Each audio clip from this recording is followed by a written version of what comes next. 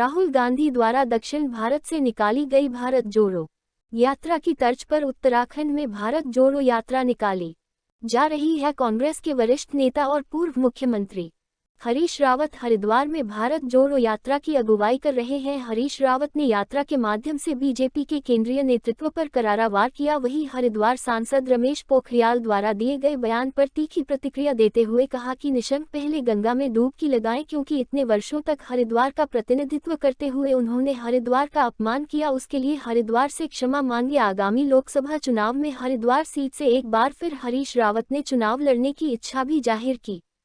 BJP Bharat जोड़ो यात्रा के माध्यम से राहुल गांधी को घेरने का कोई भी मौका नहीं छोड़ रही है। बीजेपी के तमाम बड़े नेता राहुल गांधी पर कटाक्ष कर रहे हैं। इसको लेकर हरीश रावत का कहना है कि भाजपा से कोई उम्मीद नहीं की जा सकती। जब हमने मोदी जी की गाड़ी देखी तब हमने कहा उनके अंदर गुण भाव आ रहा है। राहुल गांधी भारत जोड़ो यात्रा निकाल रहे हैं तो बीजेपी के नेताओं को उनमें सद्दाम हुसैन नजर आ रहा है, क्योंकि भाजपा को सपने में भी सद्दाम हुसैन ही नजर आते हैं। इसमें हम उनकी कोई मदद नहीं कर सकते।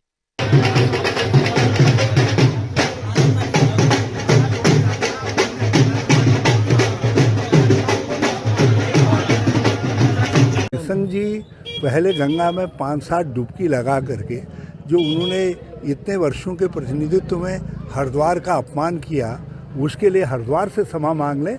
उसके बाद जो है हमारी यात्रा पर कोई कमेंट। कांग्रेस लड़ेगी और ये यात्रा कांग्रेस के लिए भी है। मैं राजनीतिक व्यक्ति हूँ, मैं कोई सन्यासी नहीं हूँ। तो सन्यासी राजनीति करते हैं, मैं तो सीधा बिल्कुल 100% 100% राजनीतिक व्यक्ति हूँ।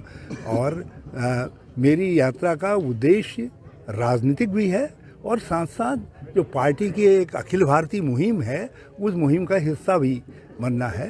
तो आखिर यहाँ सबसे वरिष्ठ व्यक्ति मैं ही हूँ। यदि मैं उस मुहिम को यहाँ नहीं चलाऊंगा तो कौन चलाएगा? पार्टी का इतने वर्ष का मुझ में इन्वेस्टमेंट है, तो उनका पार्टी का ये भी तो अधिकार है कि वो मुझको लड़ाती है या किसको लड़ाती है, ये पार्टी तय करे। और जहाँ तक मेरा अपना व्यक्तिगत सवाल है, मेरी जितने लायक योग्यता थी, आप सब लोगों के आशीर्वाद से, उत्तराखंड के लोगों के और हरिद्वार के लोगों के आशीर्वाद से मैं वो सब चीज़ प्राप्त कर चुका हूँ। अब उसमें कोई विशेष एडिशन नहीं होने जा रहा है। भाजपा से इससे कोई बेहतर उम्मीद नहीं की जा सकती है। हमने जब मोदी जी की दाढ़ी देखी तो हमने कहा इनमें गुरु भाव आ रहा है, शायद सहिष्णुता का भाव पैदा हो रहा है।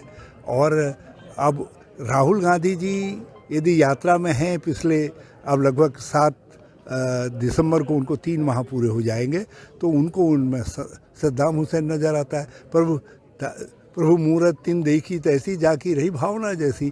भाजपा को सद्दाम हुसैन ही सपने में भी दिखाई देते। हम उनकी मदद नहीं कर सकते।